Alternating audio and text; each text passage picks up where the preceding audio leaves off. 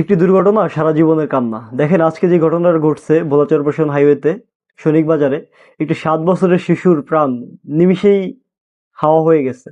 আসলে এটা কাকে দোষ দিব? আপনারা যারা অভিভাবক আছেন, কখনোই আপনার ছোট সন্তানকে রাস্তায় একা ছেড়ে দিবেন না। কারণ আপনি তাকে একা ছেড়ে দিচ্ছেন, সে কিন্তু বাংলাদেশের আইন কানুন বা ট্রাফিক সম্বন্ধে জানে না। সে যে কোনো সময় রাস্তার ভিতরে দৌড় দিতে পারে। আর এর জন্য আসলে কখনোই অভিভাবকদের প্রতি আমাদের অনুরোধ থাকবে যে কখনোই আপনারা আপনাদের সন্তানদেরকে একা ছাড়বেন না। কারণ একটা দুর্ঘটনা সারা জীবনের কান্না। একটা দুর্ঘটনা শুধু একটা প্রাণী কেড়ে নেয় না, একটা পরিবারের স্বপ্ন ভেঙে দেয়। আর যারা চালক রয়েছেন তাদের প্রতি একটা রিকোয়েস্ট থাকবে যে আপনারা অবশ্যই জায়গাগুলোতে, স্কুল রয়েছে, রাস্তা বাজার রয়েছে, এই জায়গাগুলোতে একটু আস্তে চালাবেন। আপনাদের যেই টাইমিং বেঁধে দেয় ভোলা বাস মালিক সমিতি, এই টাইমিং থেকে আপনারা একটু বেড়ে আসেন। আপনারা নির্দিষ্ট বাজারগুলোতে একটু আস্তে যান। এবং আপনার বেশিরভাগ যেই কমপ্লেনটা এখানে আমরা দেখতে পাই যে হচ্ছে, বাস চালাইতেছেন, আপনি ফোনে কথা বলতেছেন। কেন রে ভাই, ফোনে কেন আপনার কথা বলতে হবে? আপনি গিয়ে গিয়ে কথা বলবেন, অথবা আপনি যে কোনো একটা বাজারে দাঁড়িয়ে তারপরে কথা বলবেন।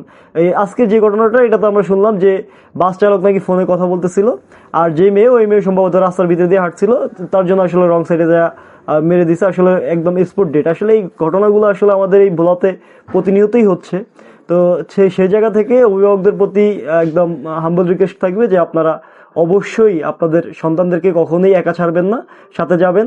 ছোটখাটো কোনো বিষয় হইলো, যদি বেশি গুরুত্বপূর্ণ নাই হয়, তাকে আপনি একা কখনোই ছাড়বেন না। আমার মত হচ্ছে আপনি তাকে একা ছাড়ার কোনোই প্রশ্ন আসে না, আপনি সাথে করে নিয়ে যাবেন। তো যারা ভিডিওটা দেখছেন অবশ্যই ভিডিওটা শেয়ার করবেন, এবং যারা অভিভাবকরা রয়েছেন তারা সতর্ক থাকবেন। সবাই ভালো থাকবেন। আসসালাম।